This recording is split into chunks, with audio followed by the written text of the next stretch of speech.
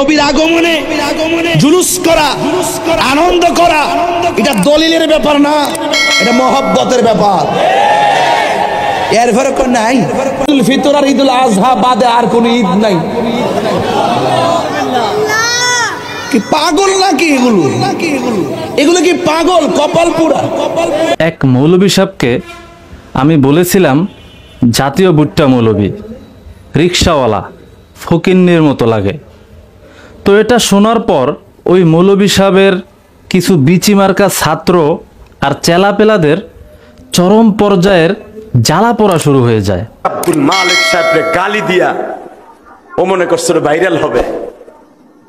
তুই ইনায়েতুল্লাহ আব্বাসী ছত্রছায়ায় থাকোস আর তুই ডাক্তার ইউনূসের ছত্রছায়ায় থাকোস, যদি কমসে কম তুই আমার সামনে কোনোদিন পড়োস, তোর গালের সল ফাটাই ফেলাবো থাপড়াইয়া। প্রিয় দর্শক, জাতীয় মসজিদের খতিব মুফতি আব্দুল মালিক সাহেবের একটি ফতোয়ায়, একটি মাসআলায় আজকে পুরো দেশ তোলপাড়। আসলে মাসআলাটা কি আমরা সকলেই কম বেশি শুনেছি এবং জানি যে ঈদে মিলাদুন নবী এটি বিদআত পালন করা। এই বিষয়ের উপর মাসআলা দিয়ে সুন্নি আলেমরা যেন মুফতি আব্দুল মালিক সাহেবকে যা মুখে আসে তাই বলে গালি দিচ্ছে, অনেক কটূক্তিমূলক কথাও বলতেছে। প্রিয় দর্শক, আসলেই কি তার জায়গা থেকে মাসআলাটি সঠিক বলেছেন নাকি ব্যাঠিক বলেছেন, এই বিষয়ে আজকে আমরা জানবো ইনশাআল্লাহ। এবং এই মাসআলাকে কেন্দ্র করে ইনায়েতুল্লাহ আব্বাসী হুজুরের ছাত্র মাসুক বস তিনি ৬টি প্রশ্ন আবার কওমি আলেমদেরকে দিয়েছেন।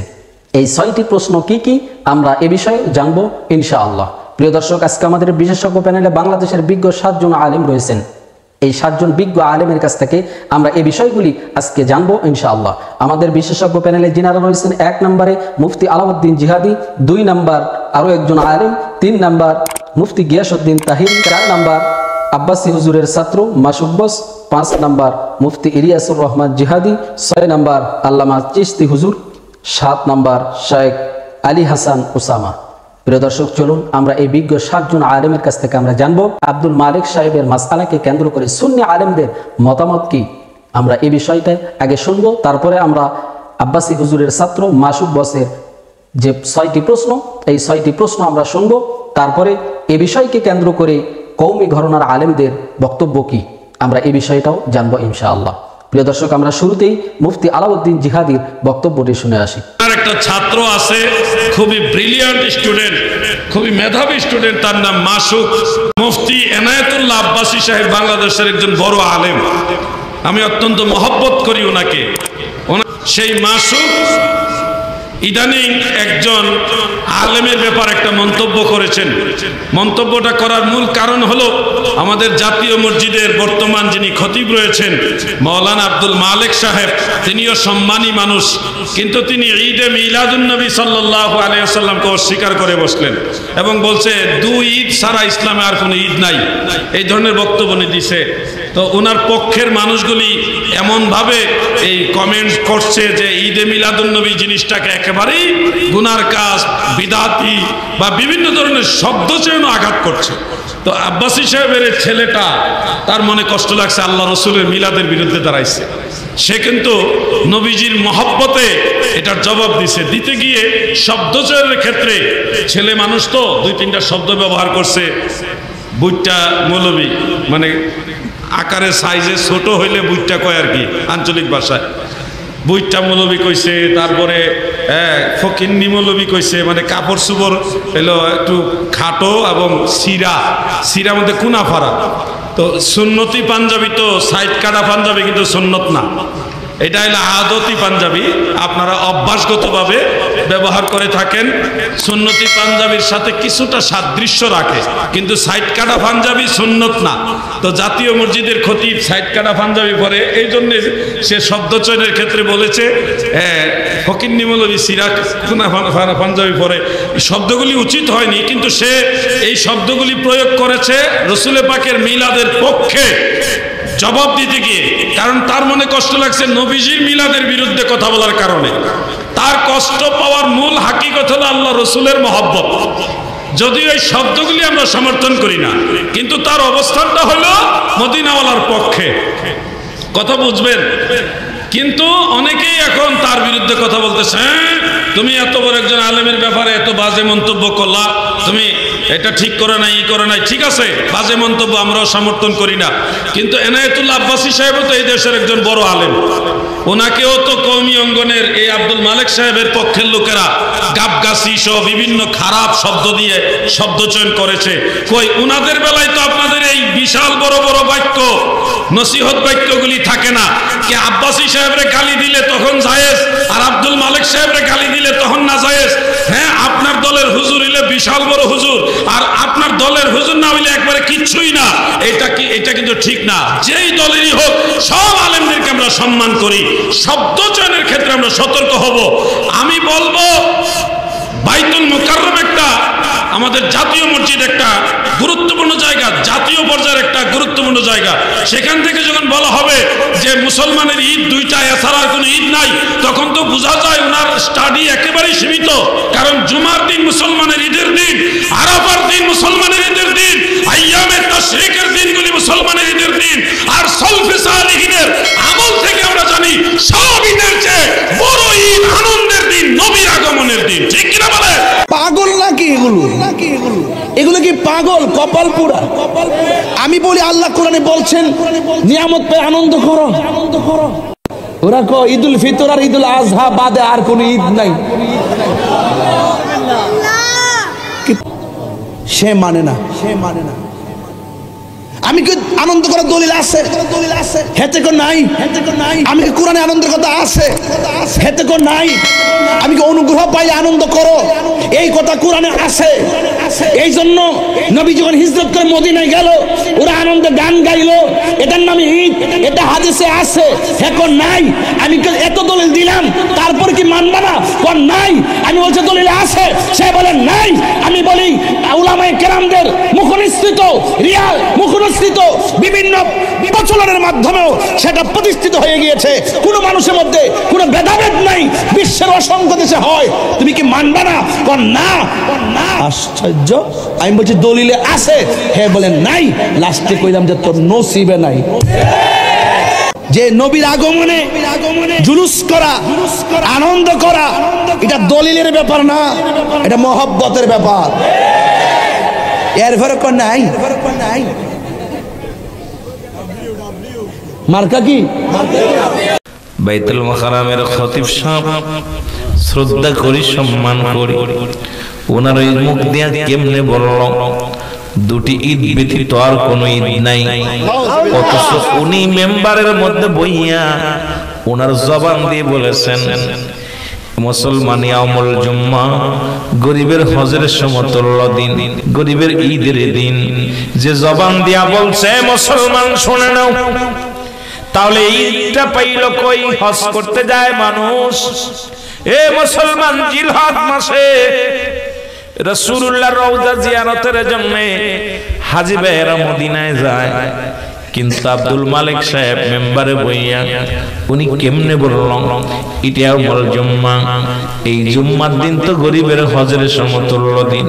শুধু উনি নয়, বাংলাদেশের সমস্ত ওলামায়ে কেরাম, কওমি অঙ্গন বলেন, সুন্নি জামাত বলেন, সব আলেমরা বলে ইয়াউমুল জুম্মা গরিবের হজের সমতুল্য দিন, গরিবের জন্য ঈদের দিন। জোরে জোরে বলেন না ঠিক কি না? মুসলিম মিল্লাতের ঈদ হলো 5টা। 1 নাম্বার ঈদের নাম হলো ঈদে মিলাদুন নবী সাল্লাল্লাহু আলাইহি ওয়াসাল্লাম গো। 2 নাম্বার ঈদের নাম হলো ঈদুল ফিতর। 3 নাম্বার ঈদের নাম হলো ঈদুল আজহা। 4 নাম্বার ঈদের নাম হলো ইয়াউমুল জুম্মা। 5 নাম্বার ঈদের নাম হলো আরাফাতের ময়দান। জোরে জোরে চিল্লায় বলা যাবে না মারহাবা। আমি যাদের উদ্দেশ্যে প্রশ্নগুলো করব তাদের মধ্যে উল্লেখযোগ্য রেজাউল করিম আবরার, ফয়জুল করিম চরমনাই, আলী হাসান উসামা, মুস্তাকুন নবী, হাসান জামিল, শামসুদ্দোহা আশরাফি, নুরুল ইসলাম অলিপুরি, মিজানুর রহমান সাইদ, মুফতি দেলোয়ার এবং মুফতি আব্দুল মালিক। উল্লেখযোগ্য এসব ঠাকুর ও বিচিদের উদ্দেশ্যে আমার প্রশ্নগুলো থাকবে। আমার প্রথম প্রশ্ন, কওমি ঠাকুর ও বিচিরা, তোমরা যারা প্রতি বছর ওয়াজ মাহফিল করো বা বার্ষিক মাহফিল করো, এমন ওয়াজ মাহফিল তো সাহাবীগণ করেন নাই, তাহলে এটা কেন বেদাত নয়? এটাকে কেন তোমরা বেদাত বলো না? আর যদি তোমরা বলতে চাও যে এই ওয়াজ মাহফিল করে তোমরা মানুষকে দিন ইসলাম শিক্ষা দিচ্ছ, তোমরা দিন ইসলামের দাওয়াত দিচ্ছ মানুষের কাছে। তাহলে আমার প্রশ্ন, সাহাবীগণ কি দিন ইসলাম শিক্ষা দেওয়ার এই পদ্ধতি জানতেন না, বুঝতেন না? নাকি তোমরা সাহাবীগণের চেয়েও বেশি বুঝো? নাউজুবিল্লাহ। নাকি মাহফিল করলে টাকা পাইবা, তোমাদের পকেট ভারী হবে, এই ধান্দা আর লোভের কারণে প্রচলিত ওয়াজ মাহফিলকে বেদাত বলতে ভুলে যাও? তাহলে কি তোমাদের নীতি এটাই যে টাকা আছে যেখানে তোমরা আছো সেখানে, টাকা নাই যেখানে বেদাত বলো সেখানে? আমার দ্বিতীয় প্রশ্ন, তোমরা যে কওমি নামের মাদ্রাসায় পড়ে পড়ে মৌলবী হইছো, সাহাবীগণ তো এমন ভাবে মাদ্রাসায় পড়েন নাই, তাহলে কওমি মাদ্রাসায় পড়া বেদাত, এটাকে কেন তোমরা বেদাত বলো না? আর যদি তোমরা বলতে চাও যে আলেম হওয়া বা ইলমে দিন শিখার জন্য মাদ্রাসায় পড়ো তোমরা, তাহলে আমার প্রশ্ন, সাহাবী ও তাবিনগণ কি বুঝতেন না যে মাদ্রাসায় পড়ে আলেম হতে হবে? নাকি তোমরা সাহাবী ও তাবিনগণের চেয়েও বেশি বুঝো কিভাবে আলেম হতে হবে? নাউজুবিল্লাহ। সরাসরি কোরআন ও সহিহ হাদিস থেকে আমার প্রশ্নগুলোর জবাব দিবা। ওই আন্তাজে খোরা যুক্তি মন করা ব্যাখ্যা দিবা, তা চলবে না। মন করা যুক্তি আর খোরা অপব্যাখ্যা দিলে থাপড়ায় কানমান ফড়াইলাম। কোরআন সুন্নাহ থেকে দলিল দিতে হবে। আমার তৃতীয় প্রশ্ন, তোমরা দেওবন্দি কওমিরা প্রতি বছর খাতমে বুখারী নামে অনুষ্ঠান করো, এমন অনুষ্ঠান সাহাবীগণ করেন নাই, তাহলে এটা কেন বেদাত নয়? নাকি তোমরা বলতে চাও সাহাবীগণ বুঝতেন না যে হাদিসের কিতাবের নামে প্রতি বছর এমন অনুষ্ঠান করতে হয়? সাহাবায়ে কেরাম বুঝতেন না যে প্রতি বছর হাদিস গ্রন্থের নামে অনুষ্ঠান করতে হয়? তোমরা বুঝে গেছো, তোমরা সাহাবায়ে কেরামগণের চেয়ে বেশি বুঝো। নাউজুবিল্লাহ। আন্তাজে চাপা মারলে কিন্তু হবে না, সহিহ দলিল সহ উত্তর দিতে হবে। চতুর্থ প্রশ্ন, তোমরা কওমিরা যে রাস্তায় রাস্তায় এবং মানুষের কাছে গিয়ে মাদ্রাসার জন্য ভিক্ষা চাও বা চামড়া কালেকশন করো, নাউজুবিল্লাহ, এমন কাজ তো সাহাবীগণের আদর্শ বিরোধী কাজ, সুন্নাত বিরোধী কাজ।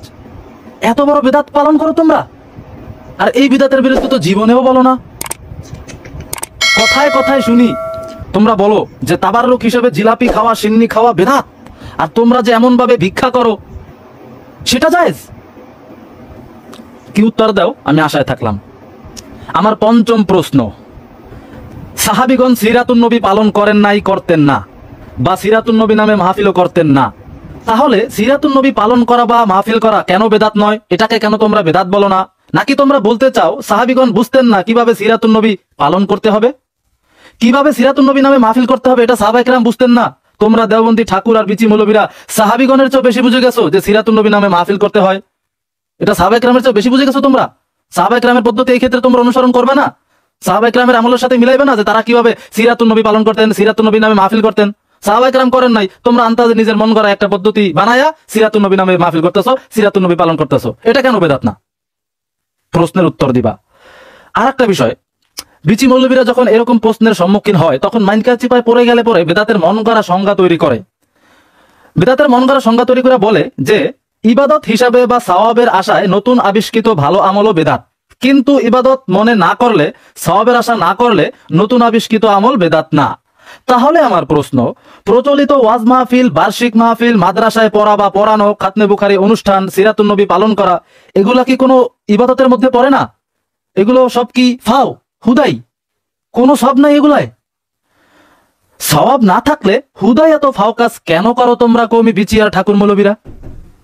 নাকি আসল রহস্য এটাই যে এই ফাও কাজ না করলে তো তোমাদের পেট চলবে না, ধান্দা হবে না, টাকা পাওয়া যাবে না, মৌলবীগিরি চলবে না, ভিক্ষাও পাওয়া যাবে না, এই জন্য এসব ফাও কাজগুলো তোমরা করো নিজেদের স্বার্থের কারণে, এজন্য এগুলাকে বেদাত বলো না, তাই না?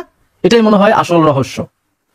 তো যাই হোক, মূল কথা এটাই যে এইবার কোন রকম চাপাবাজি, খোরা যুক্তি, মন করা ব্যাখ্যা, যা ইচ্ছা তাই ভংচং মানুষকে বুঝাই দেওয়া, এইভাবে উত্তর দিলে চলবে না। সরাসরি কোরআন, সুন্নাহ, সহিহ হাদিস এবং সাহাবায়ে কেরামগণের আমল থেকে দলিল দিতে হবে, দলিল দিয়ে প্রমাণ করতে হবে, আমার প্রশ্নগুলোর উত্তর দিতে হবে। আমি জানি না ইনায়েতুল্লাহ আব্বাসীর এখানে কোনো ইন্ধন আছে কিনা, কি বলবো এটারে। পার একটা কুলাঙ্গার, শুনলাম ওর বাপ পেপে ব্যস্ত না রিক্সা চালাইতো। আমাদের জাতীয় মসজিদের খতিব আব্দুল মালিক সাহেব, যে বাংলাদেশের এমন একজন এলেম ওয়ালা, আমল ওয়ালা একজন আলেম, আজকে আব্দুল মালিক সাহেবরে গালি দিয়া ও মনে করছে ভাইরাল হবে।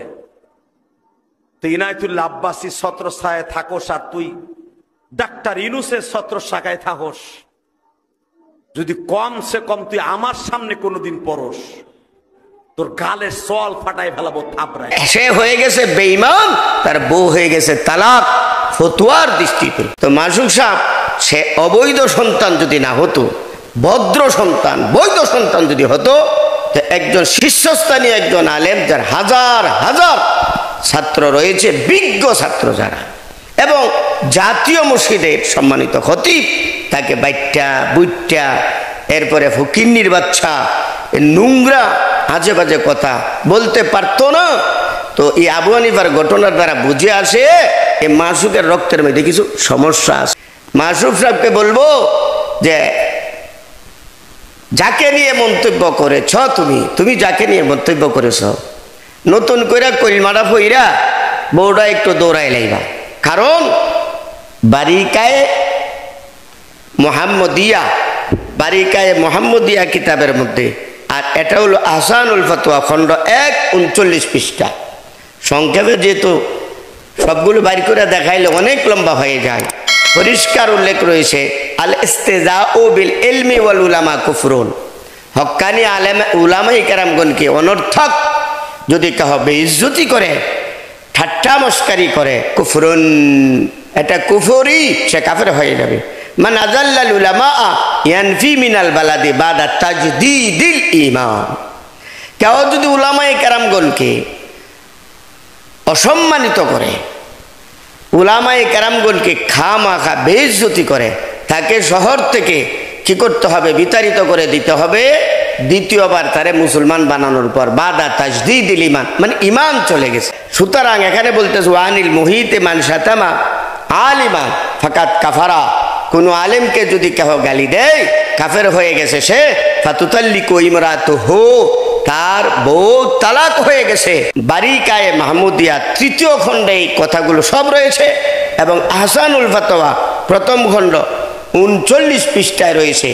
এতে বোঝা গেছে জাতীয় মসজিদের সম্মানিত খতিব সাহেবকে নিয়ে যে আজে বাজে গালমন্দ করেছে, যা করছে সে হয়ে গেছে বেঈমান, তার বউ হয়ে গেছে তালাক। ফতোয়ার উস্তাদের কাছে আপনি পড়ছেন যারা শাগরেদ সারা দুনিয়ায় তৈরি হয়ে যাচ্ছে, কার না ভালো লাগে। বাইতুল মুকাররমে নতুন খতিব নিযুক্ত হলেন আমাদের উস্তাদ আল্লামা আব্দুল মালিক হাফিজাহুল্লাহ, যার সমমানের দ্বিতীয় কোন আলেম বাংলাদেশে আছে বলে আমার জানা নেই। শুধু ছাত্র বলে আমি বলছি না, যদি আমি ছাত্র, তার ডাইরেক্ট ছাত্র নাও হতাম, আমি তো ছাত্র, কিন্তু এখানে অনেকে আছে ওলামায়ে কেরাম যারা তার কাছে একটা অক্ষরও ডাইরেক্ট পড়ে নাই, তারাও স্বীকার করবে বর্তমান বাংলাদেশে আল্লামা আব্দুল মালিক হাফিজাহুল্লাহর মতো মুহাক্কিক, তাহকিকের সাগরে, বিশেষ করে উলুমুল হাদিসের মধ্যে আল্লাহ তাআলা তাকে যে পাণ্ডিত্য, যে গভীর যোগ্যতা দিয়েছেন, এর দ্বিতীয় কোন নজির আছে বলে আমার জানা নাই। আরে বাংলাদেশ আন্তর্জাতিক আলেম বলতে যদি কেউ থাকে, এর মধ্যেও তো তার নামটা কয়েকজনের মধ্যে শীর্ষেই আসবে। কারণ যার ছাত্র, আরে বাংলাদেশ তো বাংলাদেশ, মালয়েশিয়াও আছে, আফ্রিকাও আছে। আমরা যখন পড়তাম মার্কজুদ্দায়, মাঝে মধ্যে দেখা যেত আফ্রিকা থেকে এসে হাজির। কি হয়েছে? হুজুরে চেনো কিভাবে? হুজুর তো আর আফ্রিকায় যায় নাই, তুমি চিনলা কিভাবে? যে আমরা আফ্রিকায়, হুজুরের লেখা একটা কিতাব আল মাদখাল ইলা উলুমিল হাদিস শরীফ, এটা আমরা আফ্রিকার মধ্যে পর্যন্ত পড়েছি। আমাদের উলুমুল হাদিস বিভাগে শিক্ষা সিলেবাসের অন্তর্ভুক্ত ছিল। আমরা অবাক হয়ে যেতাম, আয়রে বাংলাদেশের হুজুরের লেখা বই আফ্রিকায় পর্যন্ত সিলেবাসে আছে। এমনকি মালয়েশিয়া একজন ছিল আল্লাহর বান্দা, শাফি মাযহাবের লোক, মার্কাজুদ্দায় এসে আমরা নিজ চোখে দেখেছি 3 দিন মার্কাজে অবস্থান করেছিল। তার একটাই কথা যে হুজুর আপনার বই পড়েছি, সারা জীবন নামে শুনেছি, বইটা পড়ে আগ্রহ ছিল, একবার যদি দেখা পেতাম। তো এখন বাংলাদেশে ইজতেমা উপলক্ষে এসেছি, একটা আল্লাহ সুযোগ করে দিয়েছে, এজন্য আসলাম আপনার থেকে একটু দোয়া নিব, একটু দেখা করে বরকত নিব। তা আমাদের দিলটা বড় হয়ে যেত। কারণ এমন উস্তাদের কাছে আপনি পড়ছেন যারা শাগরেদ সারা দুনিয়ায় তৈরি হয়ে যাচ্ছে, কার না ভালো লাগে। এমনকি আল্লাহর বান্দাতে এমন এমন পাণ্ডুলিপি তৈরি করে রেখেছেন, এগুলো যখন প্রকাশিত হওয়া শুরু হবে, আমরা তো ধারণা করি আরব বিশ্বেও এই পরিমাণ তার কদর বেড়ে যাবে। এই বাঙালি তার বছরে 10 দিন খুঁজে পায় কিনা এটা সন্দেহ আছে। প্রিয় দর্শক, এতক্ষণ আমরা শুনছিলাম বাংলাদেশের বিজ্ঞ 7 জন আলেমের কাছ থেকে বাইতুল মুকাররমের খতিব আব্দুল মালিক সাহেব যে ফতোয়াটি দিয়েছেন, যে মাসআলাটি দিয়েছেন, ঈদে মিলাদুন নবী এটি বিদআত, এ বিষয়কে কেন্দ্র করে কওমি ঘরানার আলেমদের মতামত কি এবং সুন্নি আলেমদের মতামত কি, এ বিষয়ে আমরা জানতেছিলাম, আমরা শুনছিলাম। প্রিয় দর্শক, এখানে আব্বাসী হুজুরের ছাত্র মাসুক, তিনি বেশ কষ্টদায়কমূলক কিছু ভাষা ইউজ করেছেন, মুফতি আব্দুল মালিক সাহেবকে কিছু কটূক্তিমূলক কথা বলেছেন। প্রিয় দর্শক, এই আব্বাসী হুজুরের ছাত্র মাসুক, তিনি মুফতি আব্দুল মালিক সাহেব হুজুরকে উদ্দেশ্য করে কটূক্তিমূলক কিছু কথা বলেছেন, সে ব্যাখ্যাগুলি আসলে আমি ভাষায় আর প্রকাশ করতে যাচ্ছি না, আপনারা শুনেছেন। প্রিয় দর্শক, আমি এ কথাই বলবো মাসুক ভাইকে যে আপনি যদি কোনো আলেমের ভুল ধরেন, আপনি ধরতে পারেন, সমস্যা নেই, আলেমরাই তো আলেমের ভুল ধরবে, এটাই স্বাভাবিক। আপনি মুফতি আব্দুল মালিক সাহেব হুজুরের ভুল ধরতে পেরেছেন, আপনি সরাসরি হুজুরের কাছে যাবেন বা হুজুরকে বিষয়টি খোলাসাভাবে বলবেন যে আপনি এটা বলাটা ঠিক হয় নাই, বা আপনি কোন কিতাবের অনুসরণ করে আপনি কথাটা বলেছেন, বা আমার কাছেও কিতাব আছে, দলিল নিয়ে হুজুরের সাথে বসবেন আপনি। কিন্তু ভাই, আপনি এই যে সোশ্যাল মিডিয়াতে এসে এই একজন বিজ্ঞ আলেমকে আপনি গালিগালাজ করতেছেন, কটূক্তিমূলক কথা বলতেছেন, এটা মোটেও ঠিক না। কারণ আলেমরা আলেমদের ভুল ধরবে, এটাই স্বাভাবিক। কিন্তু এখানে সাধারণ মানুষ আলেম ওলামাদেরকে কি মনে করবে জানেন?